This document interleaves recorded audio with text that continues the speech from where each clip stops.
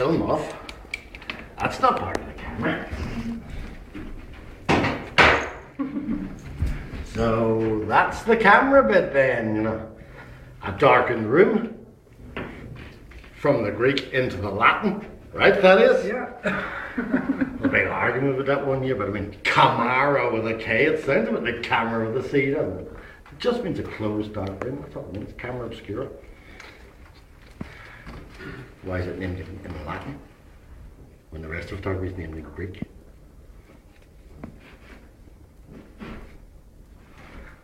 Because it was named by artists first. You know, they had cameras before they had photography. They had cameras, so it was named in Greek. So artists used it. Sorry, in Latin, and then all the rest of it is named in Greek because science uses Greek. Alrighty, so that's that bit there. And even this is interchangeable. There are times when we have them upstairs, you know, when you need, you know, the bellows gets in your road, so we actually have a big leather bag that goes in there, you know. So everything is changeable, like little thing. parts, yeah. And these guys here are just called standards. The thing that you put your thing on is standard, so front standard, rear standard. I may use the correct technical terms at some point, it seems unlikely. You know, I'll probably just say front and back, you know, with so they just go in, clip in. I must say the Cambo is the best. Like, I'm not mad keen on them as a camera, but they have the best system for changing lenses and stuff of all time. If I tilt it forward a wee bit here, you know, you can see here, it has a safety switch so it can't move, and then an arrow that points forward, so that's to release the front, but the back is still locked. And vice versa, if I want to take the bellows off, I can put it back this way, and I won't affect the lens. You know, so it's a really great system. Definitely the best I've ever seen.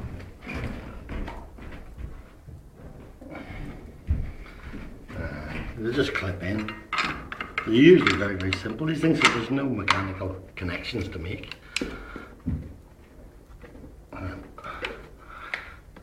When it's in, I can give it a wee tug. Tug. Just to be sure. You know, tug. That's nice. You can give it a tug if you like that.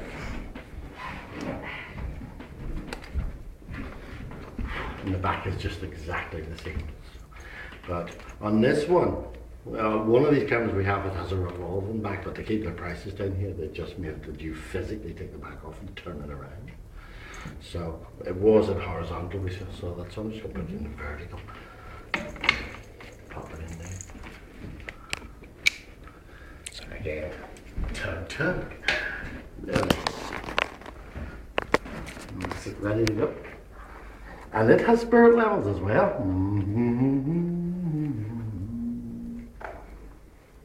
Everybody's looking very intently. You all said you knew how to use them. Okay. When the bubble's between the lines, okay? And the bubble is between the lines. The middle line's like.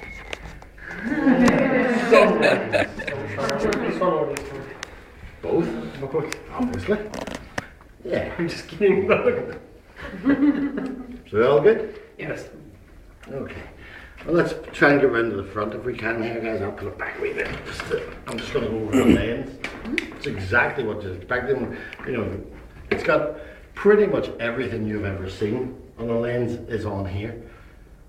Slightly different, but not massively different. But there is one control you've never seen before, which we'll cover as we go along. But it has a shutter speed dial, as you can see here. I'm just going to actually just fire this off. That's good. If you can, always remember to not change your shutter speed while the thing is cocked, because you know the spring is tensioned, and then you start moving it and re-tensioning, and you'll hear it making this wee noise going like that it goes. So yeah. So are you videoing this? Yes. Okay. Okay. I just put it down that this is after college time, and I'm going to swear a lot during this, so you can't use this as evidence. That's on my disclaimer. You're not allowed to say the swear class anymore. I know it's fucking incredible, isn't it? Not allowed to smoke. Not allowed.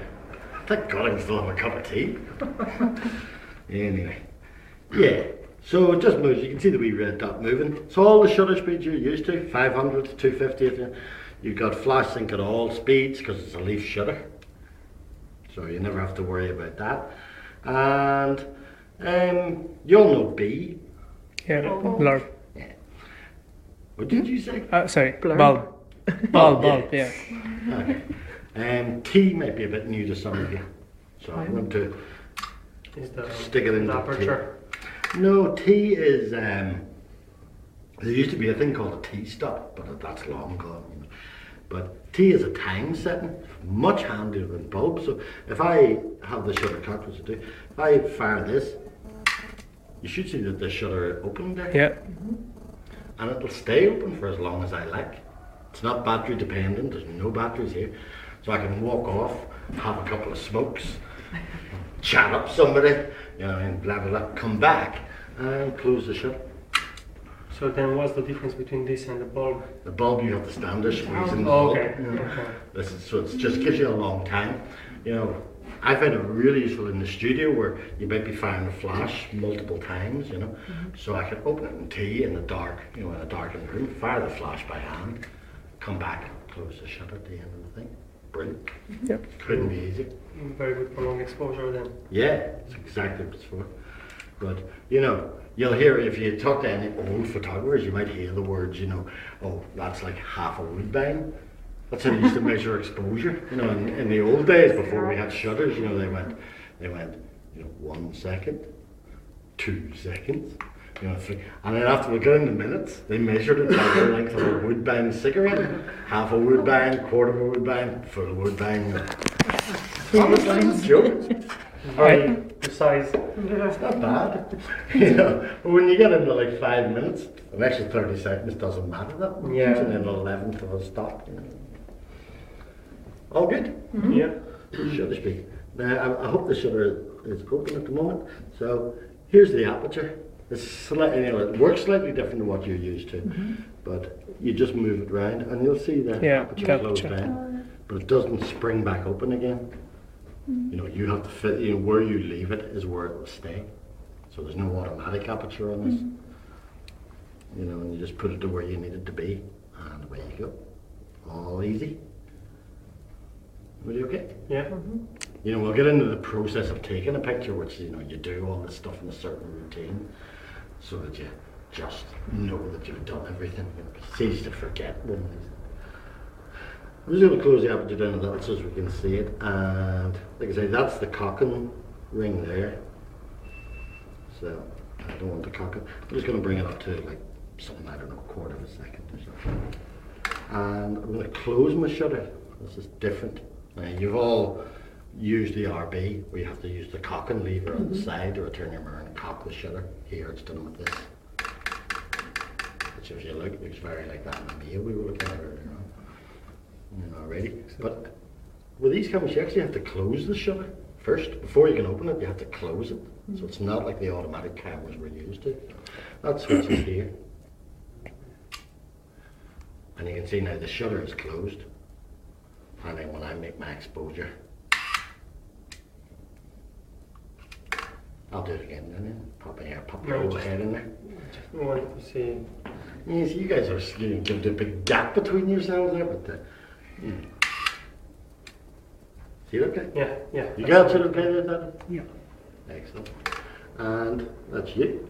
That's the lens. The only other thing I haven't mentioned is the flash. Oh, is it the flash one? Yeah, so your flash would cable into there. It will work there. You know the radio triggers and the infrared triggers we're using nowadays, but like the Mamiya, you have to plug into the lens, because that's where your shutter is. And then you can set it on top. Some of these actually used to have a cold shoe, but not this one. Okay. Did we do okay? Yeah. Is that not what we do on the Mamiya as well? Yeah, it's exactly the same. Right. But the only other thing I would point out is, you know, the scale here. It's obviously quite hard to see. You have to lean around all the time and stuff like that. But sometimes when it's up in the air, it's impossible to see. So it's actually reprinted on the bottom as well, so you can see your aperture from the bottom. Oh, there's a little guide. Yeah, shows you your aperture.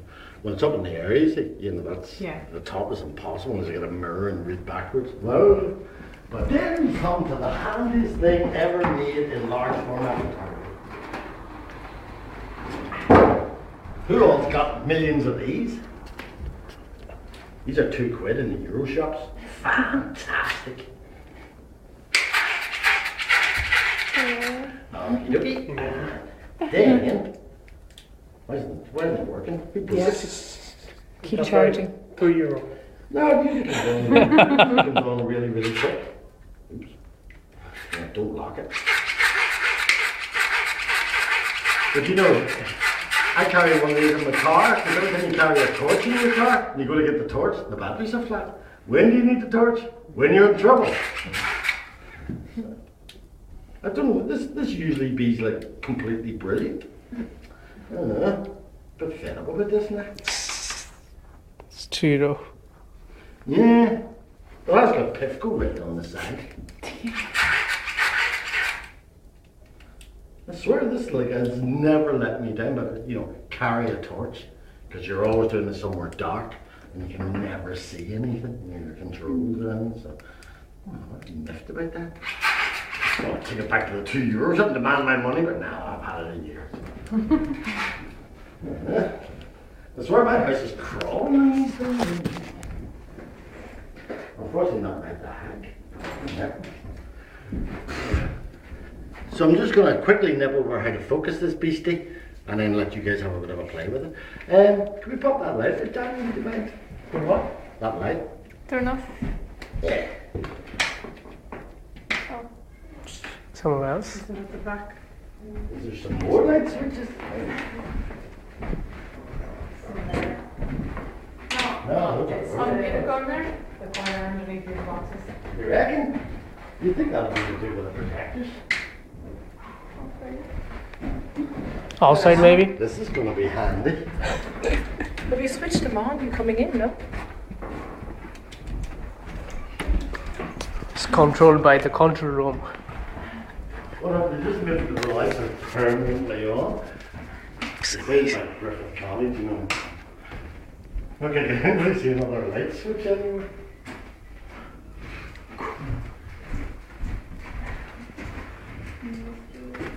Next week we'll be working in Studio A, guys. I'm a bit, I don't get this at all. That's bizarre. Yeah, there must be some way to turn these lights off. Oh, I want the blinds open, Cindy. That's what I want the lights off and then the blinds. What thing is the other end? Maybe the right side.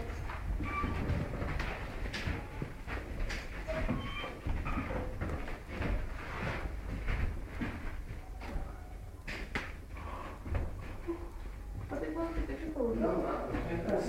Yeah, that explains that. Difficult looking upside down and